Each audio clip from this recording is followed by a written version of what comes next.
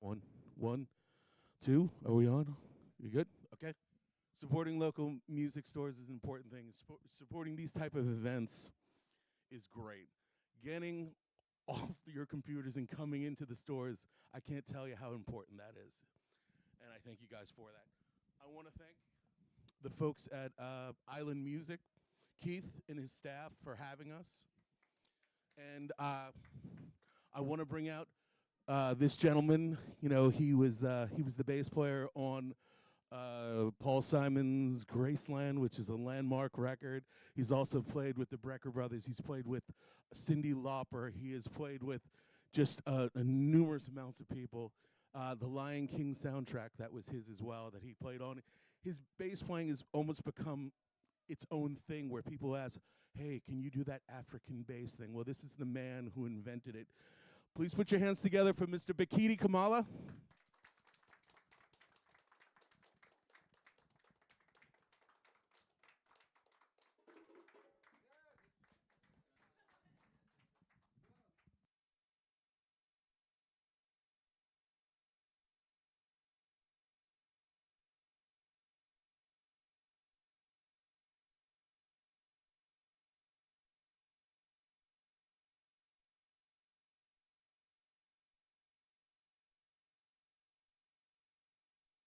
How about now? Sorry, it's still early in the morning. My name is Bakithi Kumalo. Oh, hi, hi. Yes. So the mic is good. My name is Bakithi Kumalo, original from South Africa. I was born, I won't tell you when, but it's pretty long time. And and uh, I got an opportunity to play with the master himself, Paul Simon. Gave me an opportunity, and I was so confused and young and couldn't speak English, and it was a disaster. I didn't think I was gonna last this long playing for him, but it gave me an opportunity to do my thing, and but it just made me grow better to become a better musician. But where I came from, how I learned how to play the music is because my uncle played the saxophone. And I used to watch and say, wow, man, I want to be like him, except the drinking part. Because, that's how they used to enjoy themselves. They drink and then play, like, Count Basie's songs and Duke Ellington and all this stuff. And so for me, it was like enough information to be a musician. And then, of course, the country was fire all over the place, and it was confused. And I just didn't want to be part of it. I just wanted to play music, because the school system too was very bad. So for me, it was about stay with the bass. And now, very interesting, I didn't have the bass. I played the bass by thinking the bass. And so if I really want to play something, then I cut a piece of cardboard and make it look like a bass. And then with the Sharpie, frets and the strings, Sharpie. So my thing is to sing the bass line, make sure that my fingering, they know what they're doing. And that happens for a while. And then like when I have a gig, now I have to go to the music store and practice at the music store so that, because the band that I joined, the band, they have the bass. So I can use their bass for the gig, and then after the gig, they take the bass, then I get paid, and then I go home. But I don't have money to buy the bass. But I go to the music stores and I practice, and then go play the gig. And then after the gig, I don't have another gig for 2 weeks. I'm home now, at home.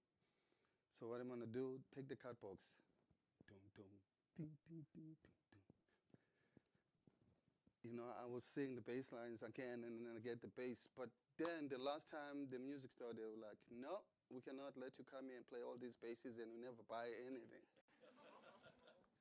And like, oh man, finally they got me. And so the guy asked me, why you don't buy anything? You come here and play these basses. And I said, well, I don't have money to buy the bass, but I don't have a bass to practice at home. So, and he's like, no, no, no, you cannot play this one. Go play that one, the fretless. And I played the fretless. I was so terrible. The tonation was so bad. Like, no, I don't think I can play this one. But finally, I asked my mother, please give me the money, $100 to buy the bass. And I bought the fretless bass, took it home. Man, this thing was so terrible. The tonation was so bad because also, too, it doesn't have the lines. It has the dots on top of the neck. And but I needed the bass, and so I joined bands that they play, American music, like What's Going On and, George Benson stuff. Then I play so terrible, and then the singer will say, wait a minute, something is wrong here. They look at me, then I turn around so that they don't see the bass doesn't have the frets, because I want to keep the gig. But finally, they're like, no, no, no, no, So then I take my bass. I went to the mountains, the Lesotho. I don't know how many people know about Lesotho. Have you been to Lesotho in South Africa?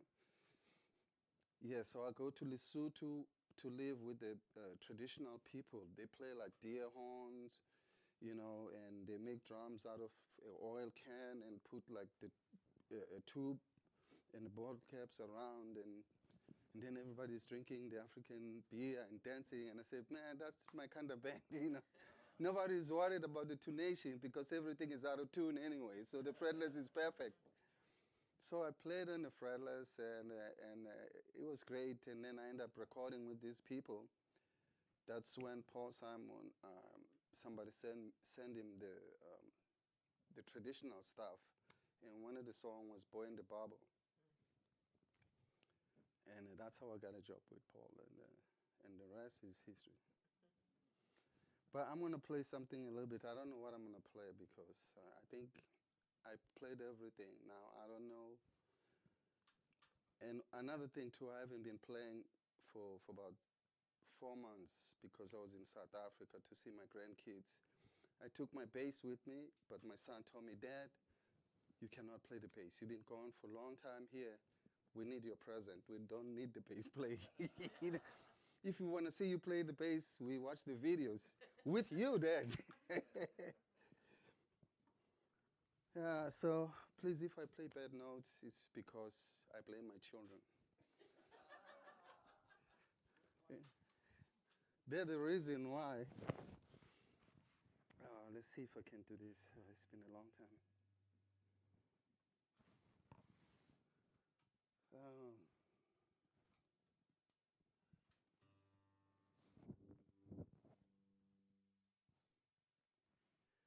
I'm going to ask you to sing, let's see. Can you give me a note? Say it with the confidence. Let's think like the church, when you're at the church. Okay, so that's good. That's a nice warm-up. All right.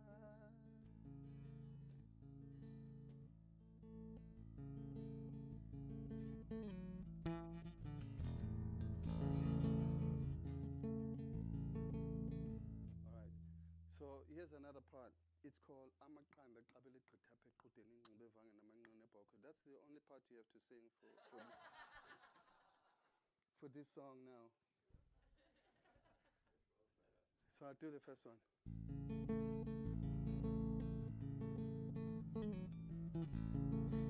Amaqanda Qabele Qhitaphe Qhuteni Ngcibe Vange.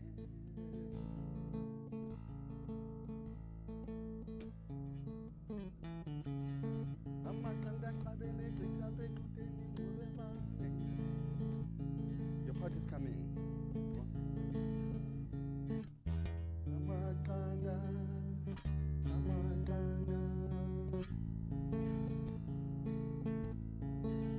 time.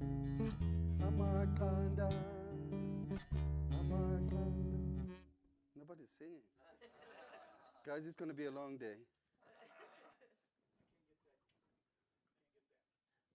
Yeah, well, my daughter, she gave me an idea one time because I was trying to teach them. They were born in Brooklyn, New York, and Pennsylvania. So, and my daughter, she says, the little one, she says, Dad, speak your language. And I said, oh, well, I'm trying to. She says, wait a minute, I'll be right back, Dad. And then she went to get peanut butter. She was eating peanut butter, and then she was clicking like crazy. She says, she says, Dad, your language is like, eating peanut butter. And I said, that's a great idea. So, you try that with the peanut butter. Excuse me. So that's a Zulu language.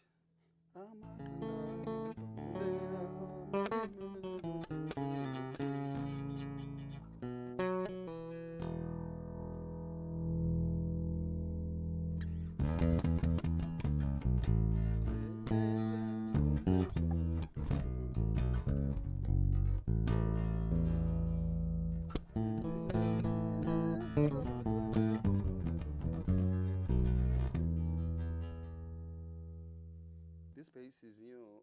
I'm still trying to get used to it. So.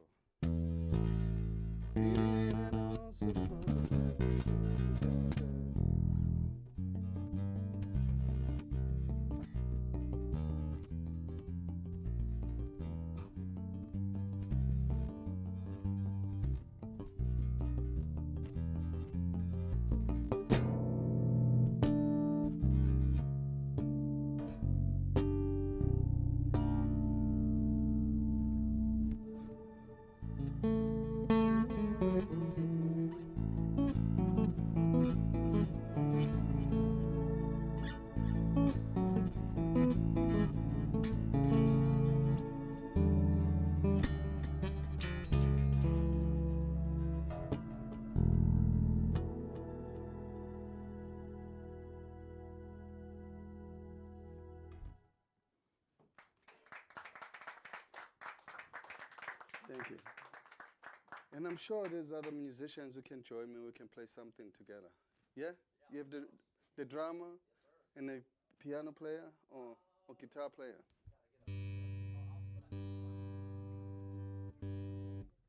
You play the bass? I'll play some drums. No?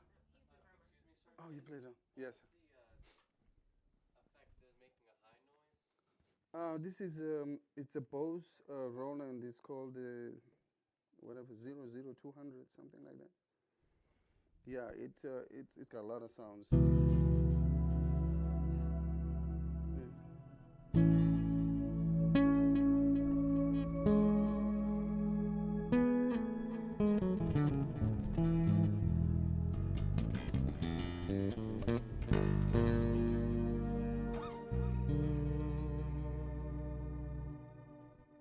It's got a cool sound, and I can do a bunch of things with it. Let's see. Yeah.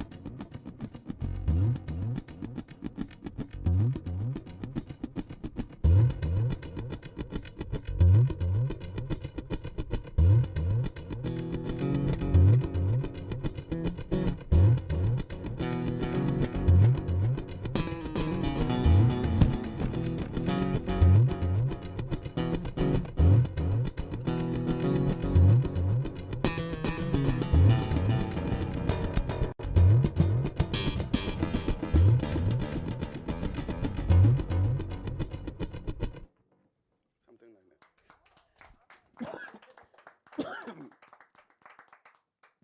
It's the great tools that I spend a lot of time trying to figure out, how to use it, and which is good because it keeps me away from my family. The things they want me to do. No, I can't do anything. I gotta focus on that.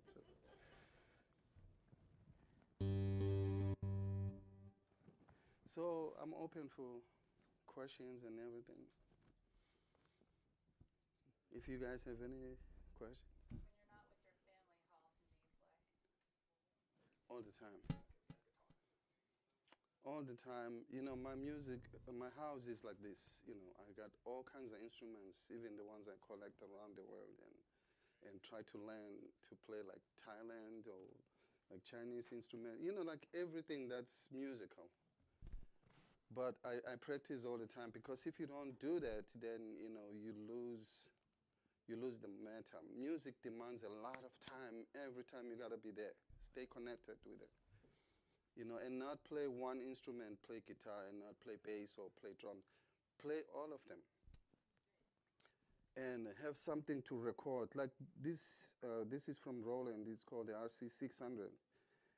It's like a studio. You can record a bunch of things, and you can hear yourself back and say, okay, what do I have to fix? My bass is too bright, for an example. I'll do. Let's see. Maybe without this spell. So I'll do the.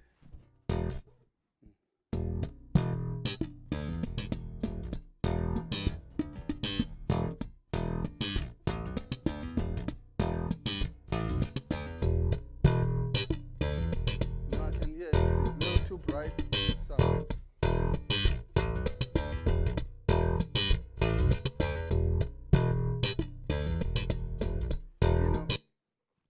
So it helps you understand your instrument and get the tone, because my world, the tone is very important, because I do a lot of recordings with different people, but I have to have a tone, and every time I will be practicing with this thing to understand my bass tone.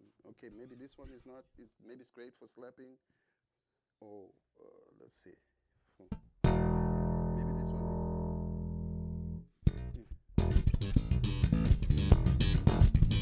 Oh, maybe not to work with the way I play, kind of thing. So let's see.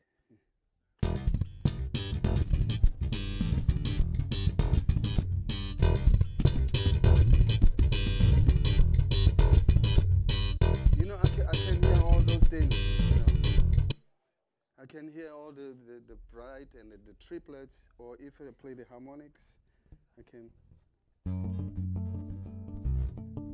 maybe get a better tone for that.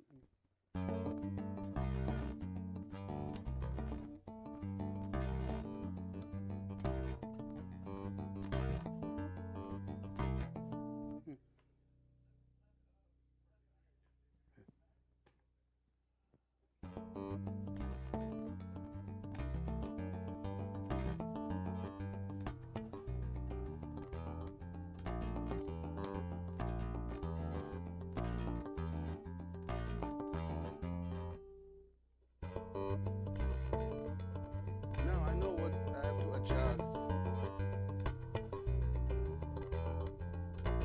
And when you get a session, so you know what your tone is. But I do a lot of recordings. I'm not really good at playing flashy stuff. That one, it's just for now when I want to scare some bass players. But it's not what I pay the bills. I'm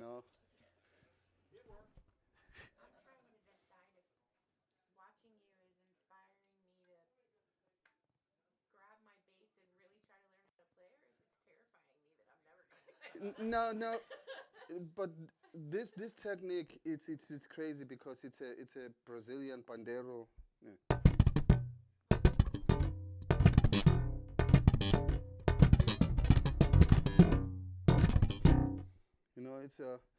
It's just flashy, but where can I use this?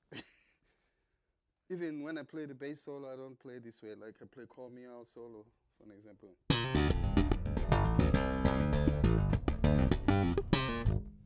I don't.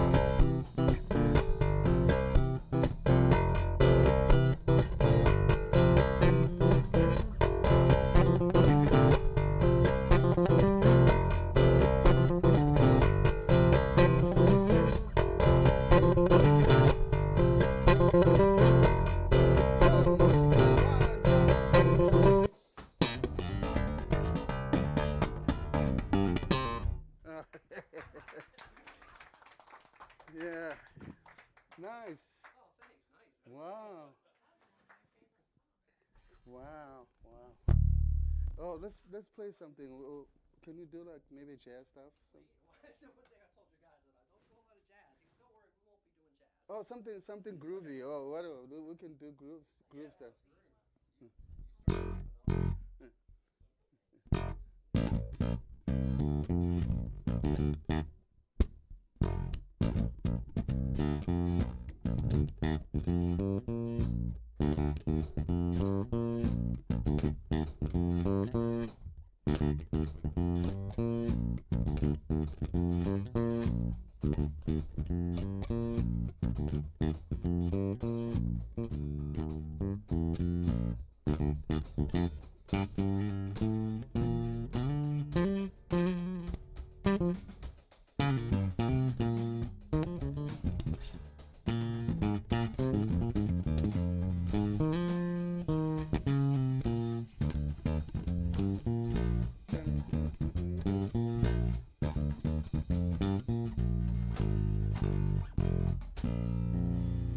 Ah.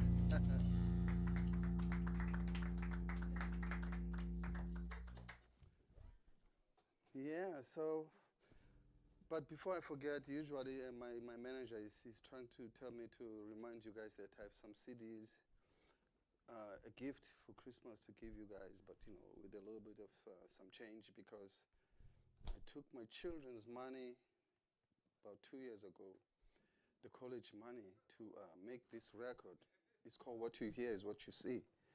And now the tuition, the bills are coming now, and and the kids, they moved out already. They finished college. They live on their own, you know. So I'm stuck with the bills to pay. So I'm gonna be selling those CDs for $10 for you, And it's the recording that I did during the pandemic, and I got all the musicians that needed some money, and then I paid them all the kids' money to do this record, and it sounds beautiful. So you'll pick it up when you go home. So, any questions about my playing? Yes, sir. So it sounds like you still do sessions. Where are you doing most of your sessions? My house. Okay. Because I had to invest during the tours and build my own studio in my own house. So people can send me files, 3 o'clock in the morning, wear my rope and then go and play the bass and then send them. Nobody goes to the bank anymore, the PayPal, everything is, I look at my phone, oh, I got paid. And this is something I tell musicians, play to invest, play to have your name on the bass or anything, just play to build. It's not just going, do gigs and not. So I work all the time. I recorded stuff for the Lion King movie that was released, I guess, 2 years ago. And I record with other people, Cindy Lauper, Paul Simon, Josh Groban, just, send the files. And then sometimes they need the musician's communication in the studio. I can work with the drummer and keyboard player, and I can teach also how to, record at home, how to maintain your instrument, how to take care of your instrument. Because too, it's not just playing; it's about take care of the instrument. This is your business. This is the tool.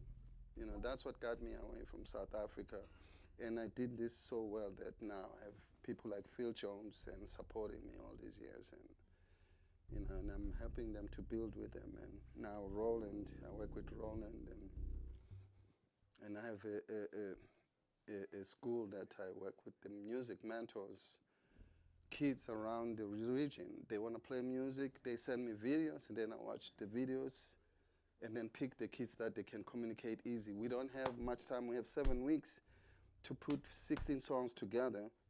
So if they read, then it's much easier because then they can just learn the song and read. And then when they come to the rehearsal, then I show them how to just let's move forward. We have 16 songs. You cannot be stuck in one song. Go home, practice, practice, practice, come back, play. And then they raise money for their school books or the instruments, reeds, strings, and everything. And I got sponsors like Phil Jones to give away stuff for the kids. So Or the yes, yes. Oh, when you were learning the bass, did you have like anybody that you wanted to play or sound like? Anyone in particular? To sound like. Like, did you want to be able to play bass like anybody, like Ray Brown, or did you Yeah, have a? yeah. I try all of that, but then I was so terrible. Then I said, that's like an insult to try to play like Ron Carter or Ray Brown, and and playing bad. But for me, it was enough to get inspired to practice. I didn't want to be like Chaco Pastorius, even though I play fretless, and Chaco was unbelievable. I couldn't even try to play anything that he played. But for me, it was about just listening to the tone, the approach. The song is 5 minutes long, so what do you do with a 5 minutes long song?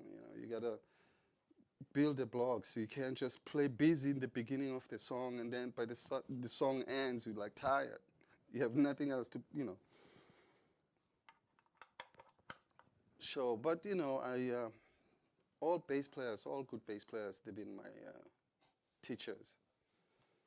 Not to play like them because I can. Everybody's got different hands and different how they practice, so it's hard to catch up. But nowadays things are much easier because you go to Google and you can slow down things and then learn. So the music is cheap now. It was expensive for us back in the day. Now once you have a phone, you talk to Google how to play like Victor Wood. Google has got all of that stuff. Now this one I played on tour with Paul Simon. I don't know if you saw a couple of Paul Simon tours. And there's a song goes like this.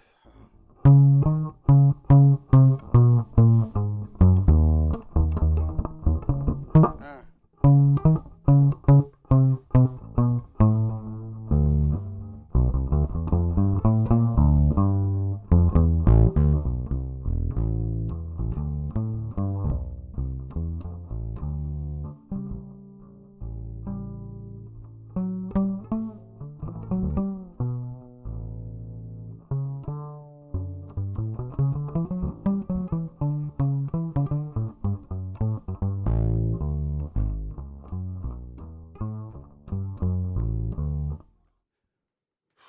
That's all I can play. It's exhausting. Yeah.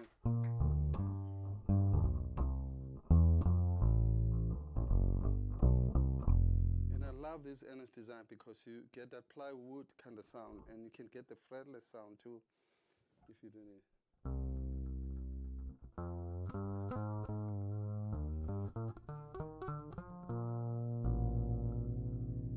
Yeah. So like when you play solos, you can do this, but yeah, I only play one song with this one.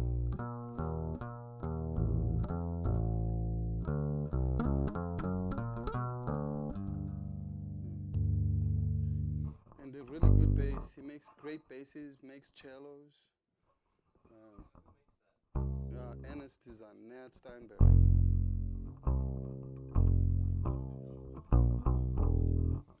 Yeah, yeah. They're walking. One, a two, a 1, 2, 3.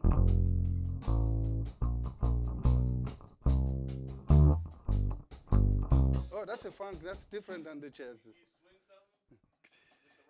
What's the bass player? I can do it. I can do some drums here. Anybody can play? Uh, let me help out here.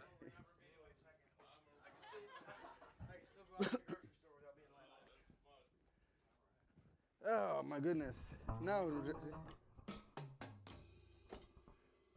so where's your volume? Listen.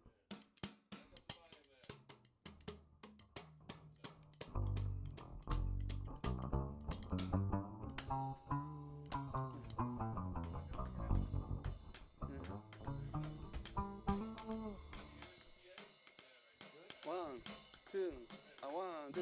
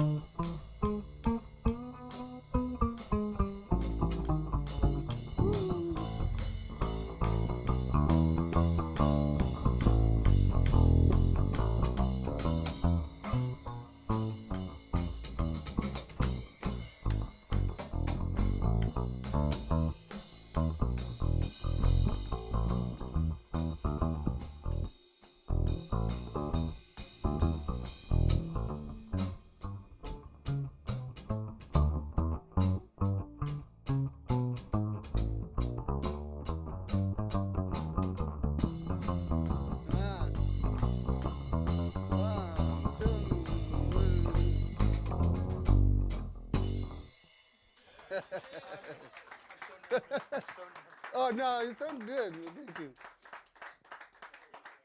Another bass for funk. He's gonna come and play a little bass real quick. All right, yeah.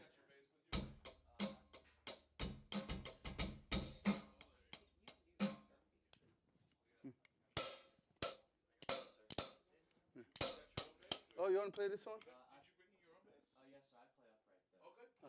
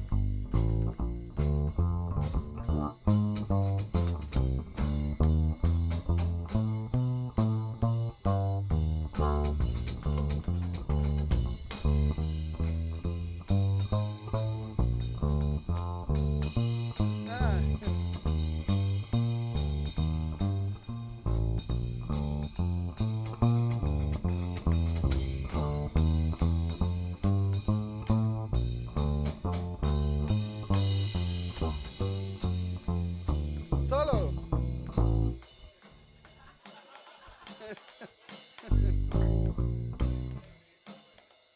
Bi-di-di-ba, ba-bi-di-ba.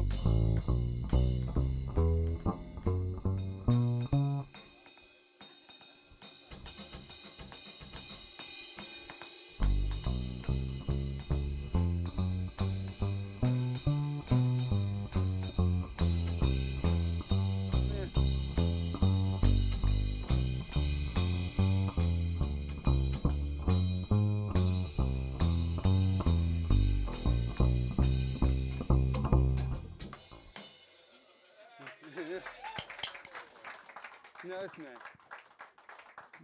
But now when you play the solo, you have to sing the line that you're playing. Boom, dum, dum, dum. I'll show you something. Bi- Nice. Okay. Yeah.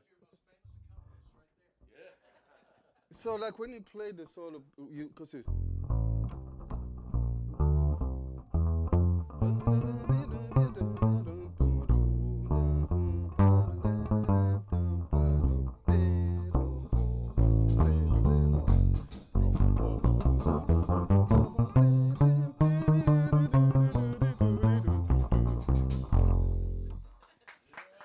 Because you're moving as you're singing your bass line, boom, boom, but you can, you know, you just add some stuff. Well, thank you so much. Thank you. Whew. I think we're at that time of the evening. We wanna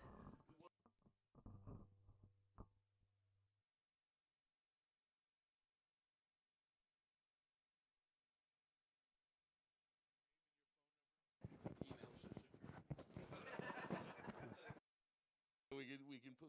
And where did we put the? Did anybody see where we put the nano? The little black nano. While I'm looking for it. Before Mikey speak, you know, I just want to say, I want to thank this man because Phil Jones really, he made my life so easy on stage playing with Paul because I've had big speakers, you know, like 15-inch and then plus 410s or 810s trying to impress to have a big bass. But then it was not good for Paul. And then I called Phil. Phil gave me these little speakers. Everything was so clear, so clean and clear.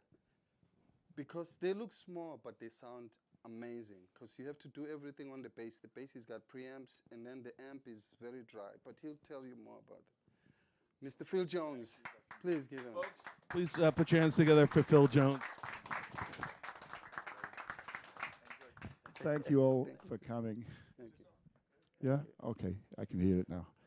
Yeah, I really appreciate all you guys coming, and I'm really honored that I can supply amps to Bakithi Kumalo, who's one of my favorite bass players, and he's possibly one of the living legends around today of great bass playing. I've been listening to Bakithi since like 1980, and I go, "Who is that dude playing on that Paul Simon album?" You know, it's like so different the sound, you know, and we all try to copy him, you know. Never knew I was going to be working with him like today, you know. But I got into building amps because I was originally a bass player. In fact, I was very. I started as a schoolboy learning bass. I learned guitar at 11, switched to bass at 13, but I didn't have a bass. And back in those days, there was no such thing as affordable instruments. It was like Fenders and Hofners and, you know, Gibsons. I don't play Gibson bass these days. But I had to build my own. So I had a few skills. My dad taught me. I learned woodworking, metalworking. My older brother was into electronics like I was. And I won my own pickups, made my own bridge with metalwork, carved the neck with a spoke shave and cut the body with a jigsaw and put it together. And I started from there. My passion was that because when things are hard, you tend to work harder to get them, you know. And then I needed an amp. And I went, well, I can't afford an amp, you know. So I built an amp. I built my first transistor amp. And I don't like working on tubes because they got nasty voltages. You get bad shocks from them. So transistors work at like 50 volts and tubes work at 500, you know. So there's a big difference there in safety. So I built my first cabinet, my first amp. Pretty much crap, you know. But you start from somewhere. I guess Victor Wooten, when he was 3 years old, wasn't a good bass player either. You know. He started at 3, by the way. You know, I'm pretty sure he wasn't a good bass player like he is now. But it's over the perseverance and years of what you do. All I can say is if you really got a passion for something, you should use it and go. It gives you a different life. You know, if you've got to work for money, you're doing the wrong thing. You know, I think you've got to work to be happy, you know. And what I do creating bass amps for people, the thing for me is like people like Bakithi and many other people using my amps, you know.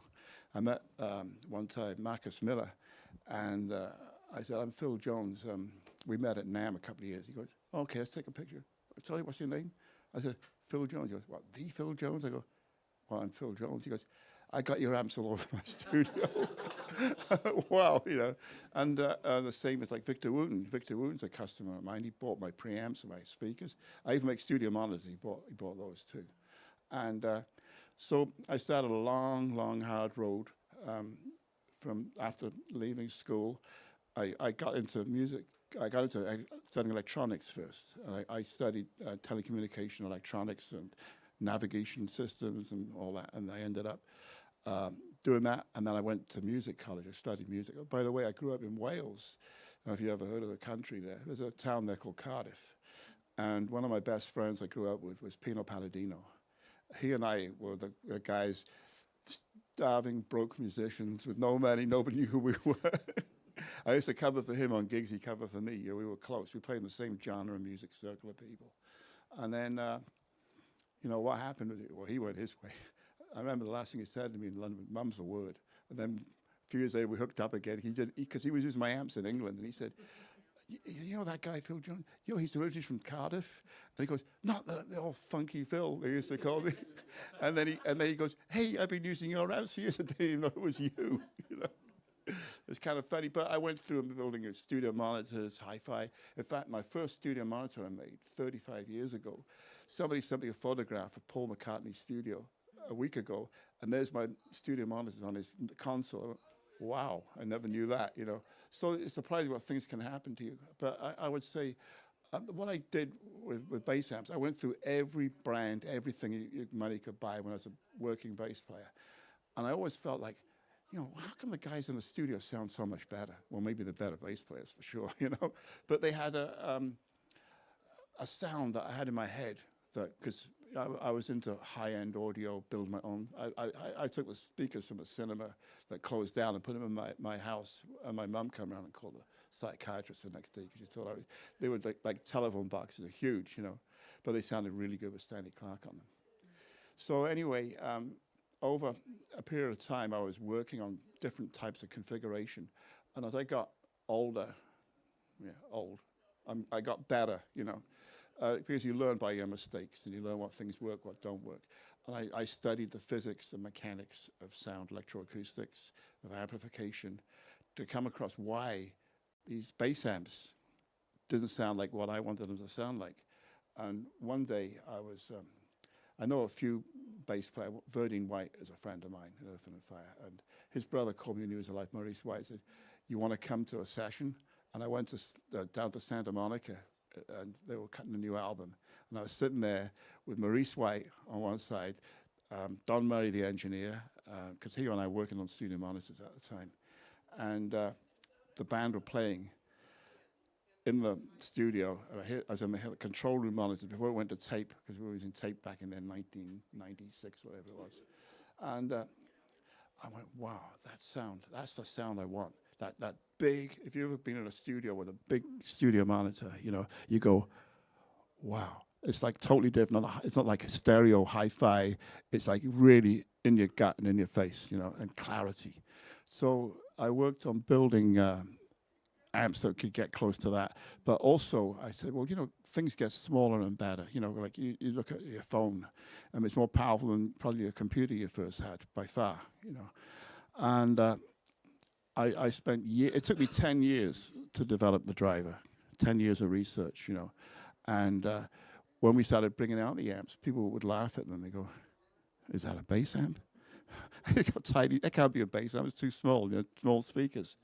But gradually, we're able to win people over because they try it out and then they realize, well, they like it, you know. So that's how it started, PJB. We started 20 years ago with the company. And Mike has been with me, how many years? 17 years? Something like that. He's older than he looks, you know. So he and I, you know, this guy is a guy that really believed in me, and he's worked his butt off for decades and a half now, you know, working, getting this, and everywhere he's going, you know, he's got to teach people all over again, because not many people have heard of our brand still, you know, although we're in Sweetwater now as well, you know, but it's an education for them, and you know, people don't like to learn new things; they will stick with the old stuff, you know. But he's a great. First of all, he's a great guy. He's also a phenomenally good bass player, you know, and he's able to demo the product and put it through its paces.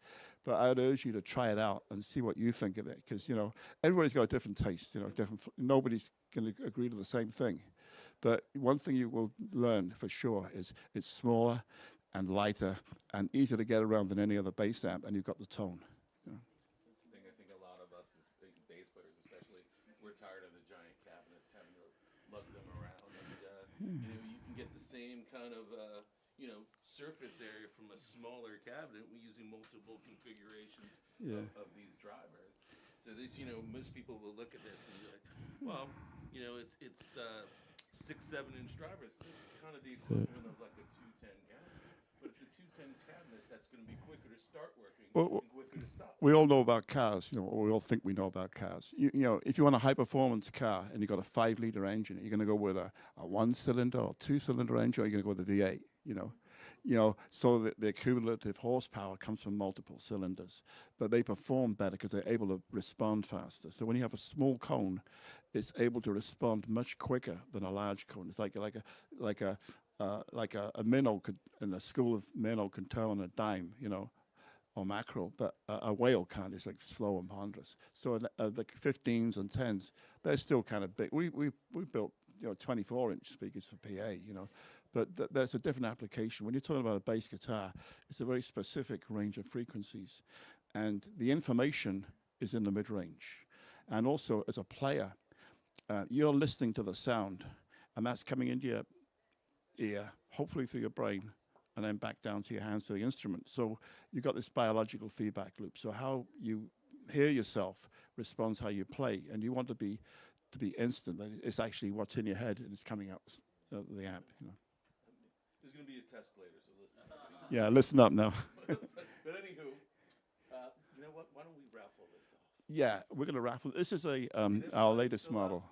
Sir, if you pass that forward, youngster there with the hat, yes. Pass that Yeah. forward here. This has got a lot of research. I'm hoping to make an amplifier the size of a wallet that will fill a stadium, but I'm not. I keep on working at it. I haven't got there yet. Yeah.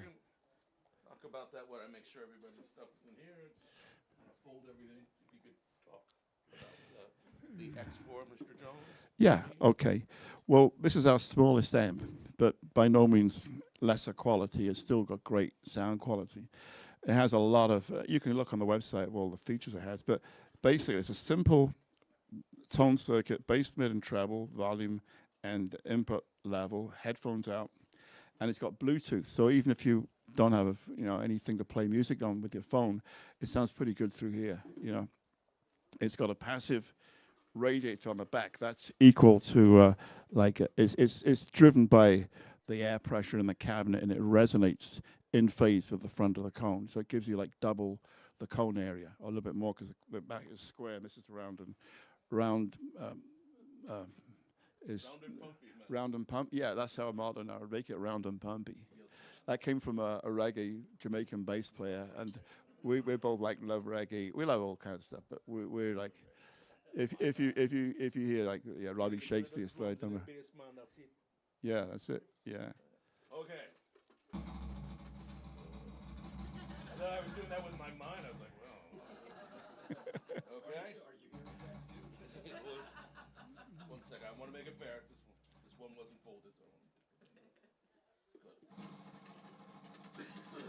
You want to select it? Oh, you select it? Hold on. I'll get one in there. Is that one? Yeah.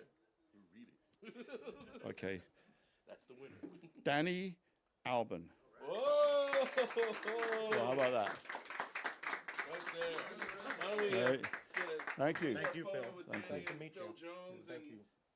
yes. Thank you very And much. Get a couple of shots with the lovely Rena. We'll shoot that. Yeah, yeah. Do that right this Oh, really? Yeah, Let's this just- is my wife, by the way. So, Awesome.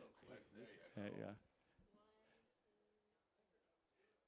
Excellent. And folks, these products are available here Thank you at again, Island sir. Music. Thank you. Thank you. You guys, while we're packing up, if anybody's got any questions, please let us know, and feel free to check out anything you like. And yes, thanks once again. Happy holidays, and thank you for coming out. And you're simply the best. Thank you.